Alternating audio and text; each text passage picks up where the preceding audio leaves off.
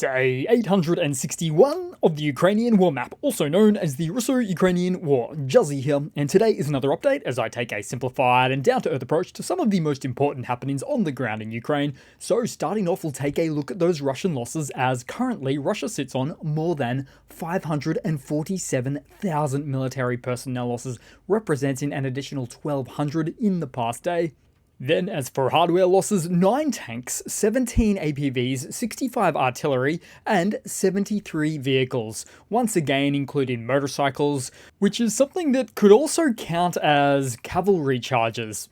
In attempting to leverage some speed and momentum, historically, cavalry charges have been used from ancient times through the early modern period, with their effectiveness peaking during the medieval and Napoleonic eras. But given modernized drone warfare, it's not making any kind of an effective comeback anytime soon, even with motorbikes. Then headed across to the map, as 2 significant fires have broken out at industrial sites in Russia. In Kursk, Russian telegram channels are reporting a large blaze at a tractor spare parts plant. Then also in Berezovsky, located all the way over in the Ural region, and is geographically adjacent to the western edge of Siberia, a fuel and lubricants warehouse has caught fire. This incident is particularly extensive, with flames engulfing an area of 2,000 square meters. Now, of course, Ukraine's military could quite easily target Kursk, but as for this Far East incident, well, as the crow flies, it's about 1,750 kilometers or about 1,000 miles from Ukraine's front lines. So it's unlikely to be directly due to any Ukrainian military actions, but it is suspicious nonetheless. Possibly partisan activity or a private company being forced to take on military production contracts, with impossible deadlines and intimidating threats of incarceration, making for a little accident like this the only way out for a proprietor. Then moving back west, as for an update on a previous event on the 1st of July, where Ukraine's military intelligence and foreign intelligence service conducted a significant operation against the Oskal Urigav Electro-Metallurgical Combine, or OEMK for short, where Ukrainian drones struck major electrical substations, resulting in a complete power outage at the OEMK, with new information now coming to light from the workers in the plant stating that all electric arc furnaces have stopped, causing metal to freeze inside. Therefore, restarting the plant will require extensive cleaning, replacement of arc elements, and possibly new furnaces, which could take months and may need German expertise due to the plant's use of German technology. But OEMK is on the economic sanctions list, so that probably won't happen. And so this event is all quite problematic because OEMK is crucial to Russia's military-industrial complex, producing high-quality steel for automotive and mechanical engineering industries, and its products are used by key Russian enterprises that manufacture components for military equipment. Even worse, OEMK is Russia's only full-cycle metallurgical plant, meaning that it's the only site of its kind in Russia. It's kind of a big deal. Then headed into the Ukrainian map today, northeast of Kharkiv city, as Ukrainian forces recently made marginal gains within Vovchansk again, advancing further along Soborna Street, continuing their paces right up along that main street. And Vovchansk is a location that also has its own Russian losses stated somewhat regularly, with, in the past day, 111 personnel losses and 64 pieces of military equipment. Then heading on down the map, let's see, so several Russian attacks were repelled by Ukraine in the Kupiansk and Lerman directions. Otherwise, no changes there in the last day. Then headed to the lesser-known Toretsk axis, which is really the negative space right here between Bakhmut and Avdiivka, as recent developments indicate significant Russian military activity in the region.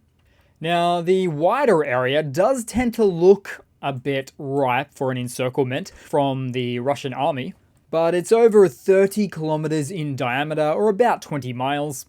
So it's much easier said than done, as Russian encirclement tactics are only successful in a drastically reduced 1 to 3 kilometer range. And it's also a region that is not as strategically relevant because it's not within the reach of main arterial roads.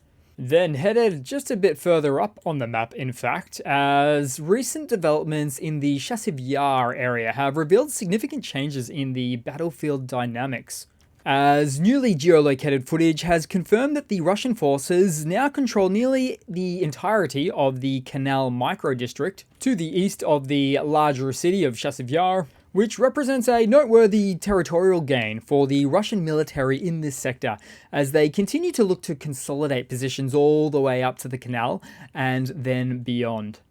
Now, in response to this, Ukrainian forces are very much anticipated to establish new defensive positions west of the canal, which is expected to serve as a natural barrier, and therefore something that the Ukrainian military aims to utilize to impede further Russian progress on what is clearly a more defensible line. Then just south of here, it was shown that Ukrainian forces were engaging with Russian forces near Klishchivka, retaking previously lost positions. And this was from units of the 93rd Mechanized Brigade sneaking towards Russian positions, those of course which were lost earlier there. Then taking a look around on the map, because somewhere in the east a significant blow has been dealt to Russian air defense capabilities with the destruction, or severe damage at least, of a Nebo SVU radar system. This operation was executed through a coordinated effort between Ukrainian military counterintelligence officers and HIMARS operators. The Nebo SVU is an advanced Russian radar system designed for early warning and air surveillance. The strike took place over 70 kilometers behind the front lines in the southern direction, and demonstrates Ukraine's ability to conduct deep strikes against high-value targets. A Shark UAV was used to correct the HIMARS strike, highlighting the effective integration of drone reconnaissance with long-range precision artillery in Ukrainian operations. Then also we saw the destruction of another Chinese buggy, or Desert Cross 1003, belonging to the Russian armed forces, this one seemingly abandoned.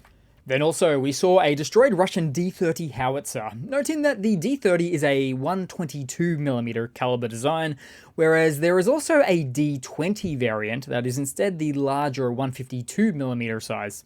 In fact, we also saw another of the D-30, the smaller caliber, destroyed as a result of FPV fire as well today. Then also we saw not one but two Russian T-72 tanks destroyed somewhere on the front. And then once again, we also saw the same event, this time of a single Russian tank, really of unknown make, this one, destroyed by yet another kamikaze drone of the AFU. Then we'll head south for a moment as a brief follow-up to events in Crimea, as back on June 28, Ukrainian artillery group known as TVAZ suggested that a Russian S-500 radar had been hit by a cluster ATACMS missile in occupied Crimea. This claim has gained more traction now with the release of a low-quality image purportedly showing the moment of impact, which allegedly depicts cluster munitions striking at the S-500 radar component. And if confirmed, this would mark the first documented destruction of components from the advanced S-500 air defense system.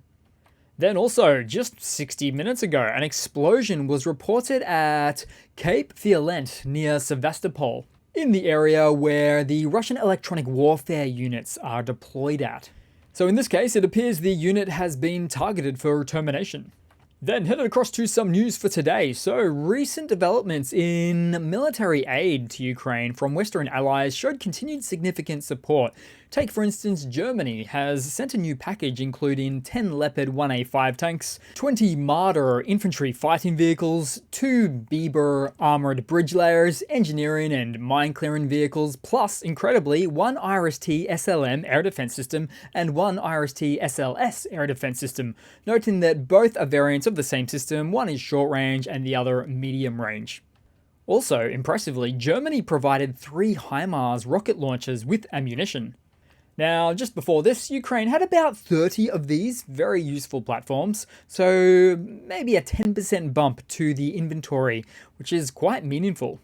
Then, in some other news, NATO members have reportedly agreed to provide Ukraine with a €40 billion military aid package for 2025, to be signed at the upcoming NATO summit in Washington on July 9th. So all of these commitments demonstrate ongoing Western resolve to support Ukraine's defense capabilities, with a particular focus on air defense systems and ammunition. Then headed across to another Russian hardware news update, again of a sort, as the Russian army has pulled out the late 1970s Lagoda turretless tank, complete with remote cameras, oxygen supply, and air filtration system to prevent the ingress of radioactive particles, designed for in the event of nuclear fallout, with just 5 or so of these ever being produced. One was deployed at Chernobyl in 1986, and another ended up in the museum. But recently, one of these non-battle tanks found themselves on the front lines in the Crimea direction in the east of the Donbass, just destroyed. And another was found even more recently, just a few days ago in fact, as Ukrainians hit a second Lagoda, setting it ablaze. So as you can see, some days of the week, Russia is continuing to send whatever they can from Soviet stockpiles, irrespective of its fitness for the field. If it's a large piece of metal and the engine can be retuned to a workable condition, then off they send it. No reason or rhyme, this has happened countless times now, and it's simply not how a professional army works. Although I did hear that the interior of the Lagoda was extremely comfortable, with a secondary purpose to evacuate a few top Russian officials in the event of such a nuclear fallout event. Putin just lost his nuclear tank. Then in some more news, so in an interview with Bloomberg, Finnish President Alexander Stubb suggested that a single phone call from China's President Xi Jinping could end Russia's war against Ukraine, highlighting Russia's dependence on China. So Stubb also stated that if Xi Jinping were to push for peace negotiations, Russia would have no choice but to comply. Now, despite China's official neutrality and denial of providing lethal aid, its deepening ties with Russia are evident, with China accounting for a significant and ever-increasing amount of Russia's total trade last year. So as Russia leans heavily on China for economic sustenance amid mounting sanctions, the prospect of Beijing leveraging this dependency for peace highlights a complex interplay of diplomacy and economic interests. So it raises the question, could the path to peace in Ukraine lie not in Western capitals, but in Beijing's corridors of power? Or we can just continue to watch Russia pull out older and older pieces of Soviet equipment until they've exhausted half a century's plus of that equipment buildup. Then headed across to my kind of funny to round it all off for today, guys. So Russian President Vladimir Putin and Chinese President Xi Jinping have arrived in Kazakhstan for the Shanghai Cooperation Organization Summit. The event will also see participation of leaders from Turkey, Mongolia, Azerbaijan, Pakistan, and Iran's vice president. Now, Xi Jinping was personally welcomed by Kazakhstan's president with aircraft displaying the colors of the Chinese flag flying in his honor. In contrast, however, Putin was greeted by Kazakhstan's prime minister without the ceremonial display or the royal treatment. And yeah, I know, it's a bit of a cheap shot, but although the summit name has Shanghai in its namesake, it's not actually a China-led summit. But either way, it seems Putin will have to get used to playing second fiddle to Xi Jinping from now on.